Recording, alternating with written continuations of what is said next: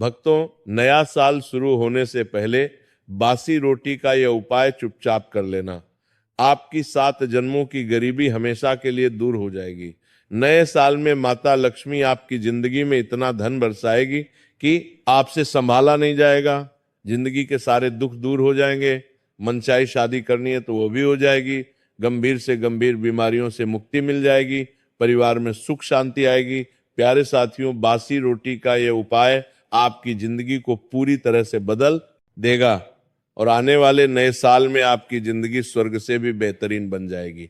मुझे पता है आप अपने जीवन में बहुत दुख झेल रहे हो, बहुत परेशानी आपने इस साल सही है, लेकिन भक्तों, नया साल बस कुछ ही दिनों में शुरू हो रहा है और अगर आप अभी ये बासी रोटी का उपाय कर लेंगे तो आपके घर में माता लक्ष्मी दौड़ी चली आएगी और हमेशा हमेशा के लिए रहने लगेगी।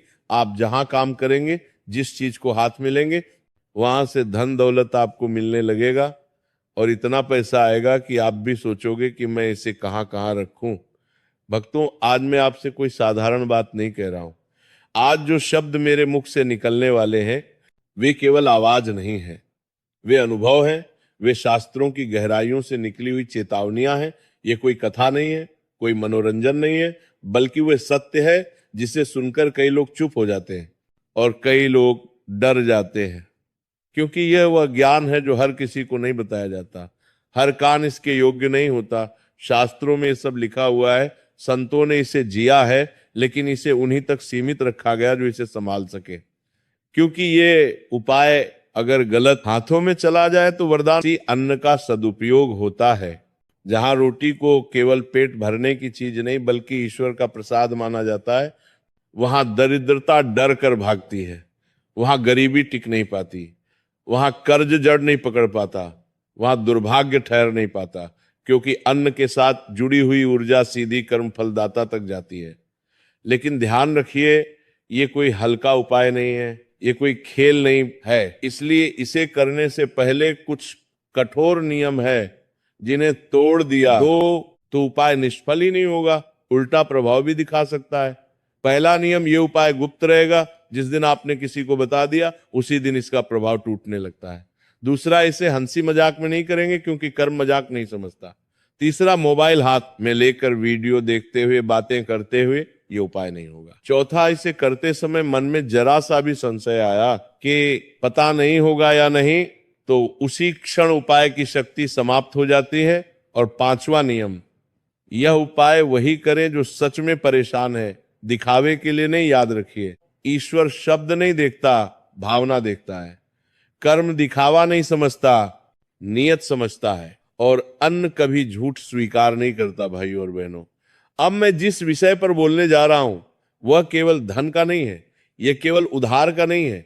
ये उस पीड़ा का विषय है जिसे वही समझ सकता है जिसने कर्ज का बोझ अपने सीने पर रखा हो।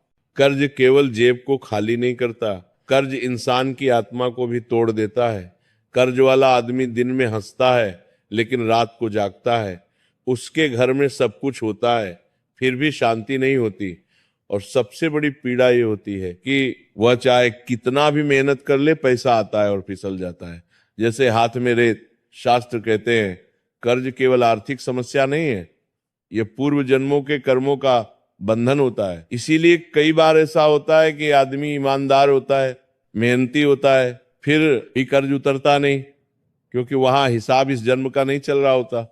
वहां पुराने कर्म अपना हिस्सा मांग रहे होते हैं। और जब तक कर्म से कर्म नहीं काटा जाता तब तक पैसा काटने से कुछ नहीं होता। अब ध्यान से सुनिए, कर्ज से मुक्ति का यह उपाय कोई जादू नहीं है, यह कर्म का संतुलन है। इसमें ना तंत्र है, ना दिखावा है, ना ऊंची आवाज में मंत्र है। ये उपाय चुप्पी से किया जाता है, क्योंकि कर्ज की जड़ भी चुपचाप ही घर में बैठी होती है। ये उपाय शनिवार की सुबह किया जाता है। शनिवार कर्म फलदाता का दिन। उसी दिन जब इंसान अपने कर्म को स्वीकार करता है तभी शनि कृपा करते हैं।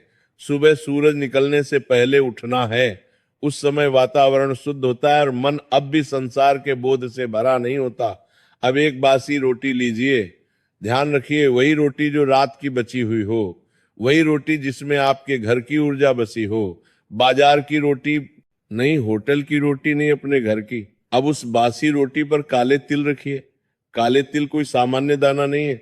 शास्त्रों में काले तिल को कर्ज का भक्षक कहा गया है। काले तिल कर्मों का भार अपने ऊपर ले लेते हैं। इसलिए हर पितृकर्म, हर शनि दोष, हर कर्ज मुक्ति में काले तिल का प्रयोग होता है। ये केवल प्रतीक नहीं है, ये ऊर्जा का माध्यम है। अब उस रोटी को लेकर घर से बाहर जाए, किसी को बताए बिना रास्ते में किसी से बात नहीं करनी है, मोबाइल हाथ में नहीं होना चाहिए, मन शांत रखें, सीधे पीपल के पेड़ के पास जाइए। पीपल वो वृक्ष है जहां पृथ्वी की नकारात्मक ऊर्जा खींचकर चली जाती है। पीपल के नीचे बैठा हुआ कर्म कभी खाली नहीं जाता। पीपल के नीचे उस बासी रोटी को रख दीजिए और अब ध्यान से सुनिए। बोलना बहुत कम है, ऊंची आवाज में कुछ नहीं कहना, केवल मन ही मन या बहुत धीमे स्वर में इतना कहना है। हे कर्म फलदाता, मैंने जाने या अनजाने जो भी कर्म किए उनके कारण जो बंधन मुझ पर चढ़ा है उसे अब काट दीजिए। मैं कर्ज नहीं, कर्तव्य निभाना चाहता हूं। बस इसके बाद वहां खड़े नहीं रहना है, पीछे मुड़कर नहीं देखना है। ये पीछे ना देखना बहुत बड़ा संकेत है। इसका अर्थ है जो चला गया उसे वापस मत बुलाओ। जैसे ही आप पीछे देखते हैं आप फिर उसी समस्या से जुड़। शक्ति होनी चाहिए। अन्न ठीक करता है जो कभी उसे जीवित रख चुका हो। अब उस बासी रोटी के साथ थोड़ा सा गुड़ लीजिए। गुड़ यहाँ मिठास के लिए नहीं है, गुड़ यहाँ कटु अनुभवों को स्वीकार करने का प्रतीक है। बहुत सी बीमारियां इसलिए बढ़ जाती हैं क्योंकि इंसान अपने दुख को दबाकर रखता है। अब उस रोटी और गुड़ को लेकर किसी चींटी के स्थान पर रह जाइए। चींटी छोटी है लेकिन सामूहिक शक्ति का प्रतीक है। चींटी अन्न का अपमान नहीं करती, वह हर कण को जीवन मानती है। अब उस बासी रोटी को वहां रख दीजिए और अब बहुत ध्यान से सुनिए। इस क्षण मन में कोई शिकायत नहीं होनी चाहिए, न बीमारी से न ईश्वर से, न अपने भाग्य से। केवल एक स्वीकार होना चाहिए। मन ही मन या बहुत धीमे स्वर में इतना कहिए, हे जीवन देने वाले, मैंने जाने या अनजाने में अपने शरीर का अपमान किया, मैंने थकान को नजरअंदाज किया, मैंने दुख को दबाया, मैंने अन्न को हल्के में लिया। आज मैं ये भार छोड़ रहा हूं। मेरे शरीर को फिर से स्वस्थ होने की अनुमति दीजिए। इसके बाद वहां रुकना नहीं है, पीछे मुड़कर नहीं देखना है। ये पीछे ना देखना इस बात का संकेत है कि अब आप बीमारी को अपनी पहचान नहीं बनाएंगे। आप ये स्वीकार करेंगे कि बीमारी आई है, लेकिन अब वो आपकी कहानी नहीं रहेगी।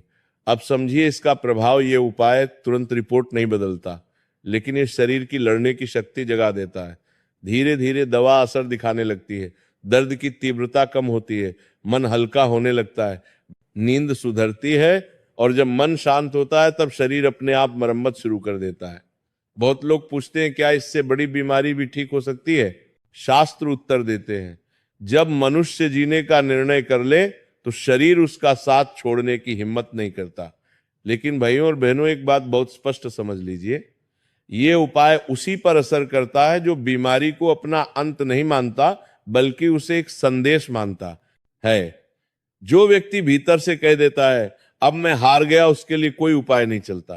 पर जो व्यक्ति कहता है मैं अभी जीवित हूं, उसके लिए ईश्वर भी रास्ता बना देते हैं। बीमारी दंड नहीं है, बीमारी संकेत है, और जो संकेत को समझ लेता है वो पीड़ा से आगे निकल जाता है।